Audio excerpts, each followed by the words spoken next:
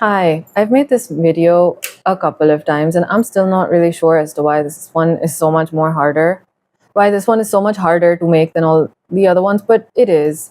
Um, I wanted to share that one of the things that helps me with my writing, one of the things that makes me want to be a better writer, one of the things that constantly helps me learn about writing is actually art. And I got to this through like this long sort of loopy route that I took inside my brain. But it started with this realization that I haven't been painting. And normally, for the last couple of years, the two kind of go hand in hand. And I'd been reflecting on that. But I haven't painted in a while. I haven't painted since October and October of last year, October 2024, and now it is June 2025. So it's been more than 6 months. And I think this has just oddly been very revealing to me about my writing process and the way that I see things and the way that I try my best to understand them. So I thought I'd share it. I started painting, I started creating art because I could not draw. Because I could not write. Um, and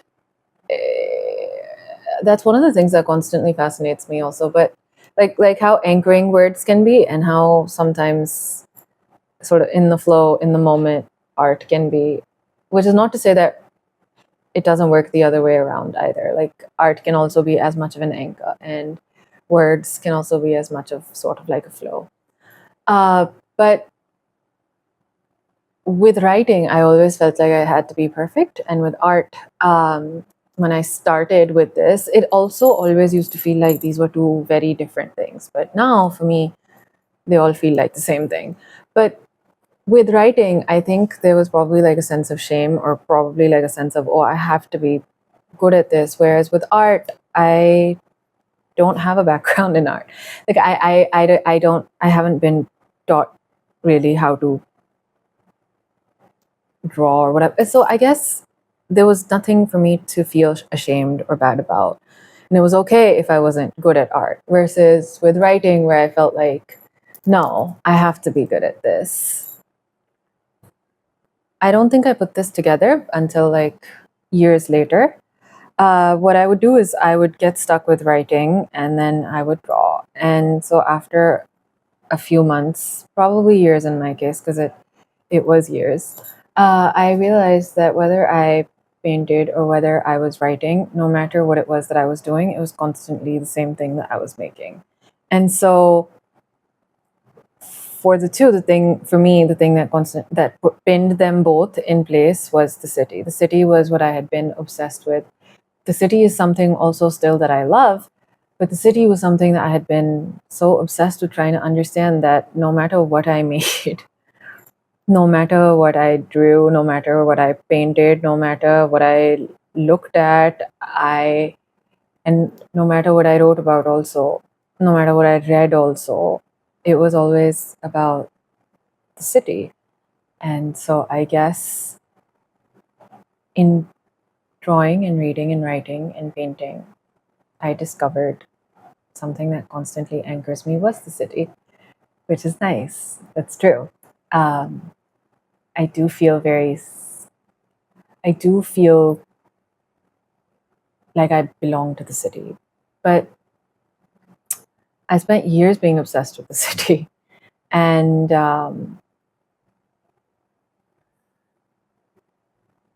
something about it is changing. Something about the way that I write is also changing. So something about the way that I draw is also changing. But even though I understand that that's something that's happening, I understand that that's like a shifting that's happening inside me. Um, it doesn't mean that it's always easy to sort of just exist in it. It feels really awkward and weird. And it feels like I'm about to be bad at a lot of things again, which is never a feeling that I've liked. So let's talk about process. When I used to be obsessed with the city, before I even managed to put together in a phrase, before the realization came to me that it's the city that I want to constantly examine, it's the city that I want to know more about. I realized that every time I would walk around, I would take photos of I would take photos of the building. I would take photos of like the cityscape. I would take photos of old things, and I guess I hadn't really thought too much about it, but that's what my camera roll looked like. It's what my entire life looked like, to be honest, because it was what I was looking at. It was what I was trying to understand. But I guess that's the first, at least for me personally, in terms of like understanding and recognizing a process as well as a relationship between art and writing. And for me, I do want to mention that art and writing are not like separate spheres. I think the two kind of just flow into each other. And um, it's always fun to navigate that. Yeah. But I guess the first step is literally maybe the camera in a way, because the camera picks up stuff that you look at. So I looked at photos a lot. Sorry, I took a lot of photos of the city. But as I've been going through this shift where my writing is changing, sometimes the thing about being obsessed with something for a very long time is that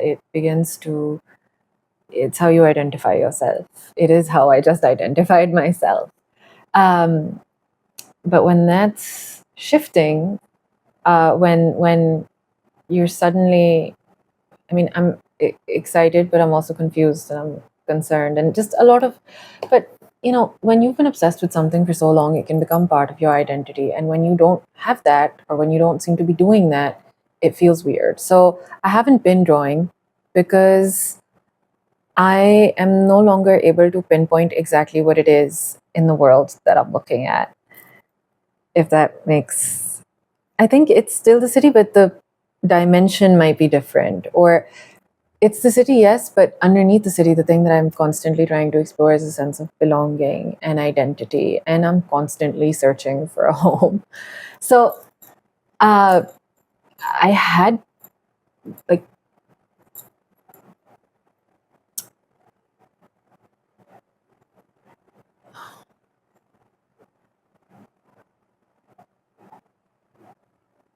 it's the way that I'd been looking at things that's been new to learn. Um, but okay, so it can be very unrooting when a part of you is changing. And maybe that's why I've struggled so much with trying to figure out how to make this video. But I went on a trip. It's the summer. It is hot. It's humid. I live in Lahore. So I did that thing that a lot of us do, which is I had gone for a trip to like, the mountains, the Pahar. I went to Changla Gali. And it took me a day to put it together. But the first thing that I was again looking at, the first thing in my photo album, in my camera roll, were pictures of buildings, were little details of buildings, were how like the home looks, like a building looks. Does it look like a home? Does it feel like a home? And that was nice. That was nice because it's very familiar. It's like a part of myself that is very familiar to me.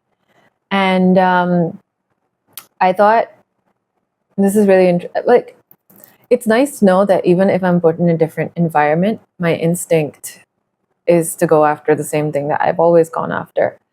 But it also did lead to a new realization, because when I'm living in Lahore, my day-to-day life is probably something that I become immune to. And this is not in any way to sort of like walk into that old trope of like the city versus the pastoral, rural, whatever. This is not even to suggest that like all of the city's ills or miseries or whatever it is are cured by like a trip to the mountains when I started with looking at the city, I became obsessed with everything about the city. I wanted to understand the sound of the city. I wanted to understand the rhythm of the city. I wanted to understand the street. I wanted to understand like the wires that constantly hang from places. I wanted to understand like the placement of windows, doors, the little niches carved into the walls. I wanted to understand why are there the adornments that are there. I wanted to understand the smell of the city. I wanted to understand like the literal like why just everything about the city was fascinating to me. And then when I went for this, like when I was at Changla Gali, I was looking at the same thing, but I was looking at it. Flowers were different, the sounds were different, the smoke was different, the smell was different. The monkeys are different. The crows, I really like crows. I like kave. I just do. I like the way that they come in stories. I like the way that they are in real life. And I like the kave in the Pahar because they were darker, and I was looking at like how would I talk about the color of their feathers. I would, I was listening to the sound of their voice, and it's the same way that I draw also. First, it's always like a sketch, and then there's like the little details, right? Like because I think when I write, I literally want my writing to be a painting. I want it to be that nice. And that's the thing that I love about art also. Um, art, not just literally as painting, I mean sculpture, I mean film, I mean also writing.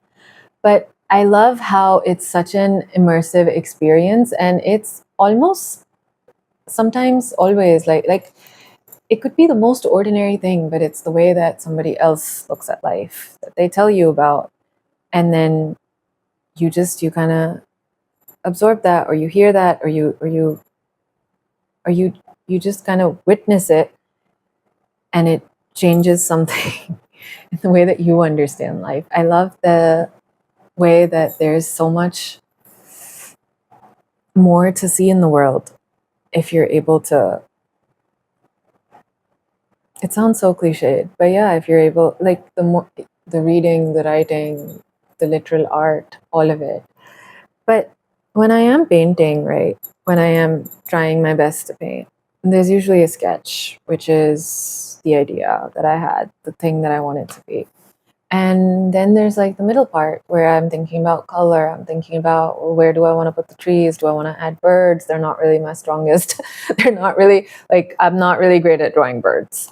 Do I want to add flowers? Of course, I want to add flowers. What color sky do I want it to be? What color of the building do I want? Do I want it to be brown again? Because they're all, but it's all the little things. And the middle part is usually where the muck also comes in, because I have no idea. And the thing about art as well as writing for me is it's never almost exactly the way that you think it's going to be. Like I can have a vision for it, and it's usually not exactly the vision, but it's that middle part where I start freaking out because I'm like, I don't know how to end this. With writing, especially these days, it feels like I don't know how to proceed with it. So I've just been leaving a lot of things unfinished. But it's the middle part, even of a painting, where I'm like, oh my God, this color is wrong. This is wrong. This bird is ugly. This line is not straight. It's not right. So, and then the end is the end. And then sometimes I look at it immediately and think, oh, this is amazing. And other times I look at it, usually it's just, ugh, chalo, whatever, it's done. But a week later, I could look at it and be like, that was awful. Or a week later, I could be like, okay, that was awful, but there's a lot that I learn about myself and the way that I look at the world that helps me understand what I'm interested in a little bit better. And that is the best part about things that you make. Also, sometimes I do look at something and think, oh, okay, that wasn't so bad. Like, okay, sometimes I do look at something and feel like that was good. I'm glad I made that. It's the same with stories, or it's the same with writing as well. Um, Sometimes I look at, like, when I'm writing it, I feel like it's awful. I get really stuck up on my grammar. I feel really conscious about the way that I am writing. I feel like, yeah, I hear other people's voices. I hear, so, but later I can look at it and be like, oh, this is still oddly incomplete. Or I can be like, okay, it might be incomplete, but I like the fact that there's my voice in there. So yeah. I think that's my part on, like, writing and art, and how it's all connected for me, because I think it's always me exploring something. And I don't know.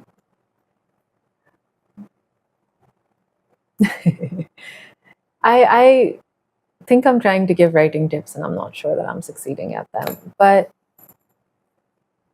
thank you for hanging out and listening. Thanks.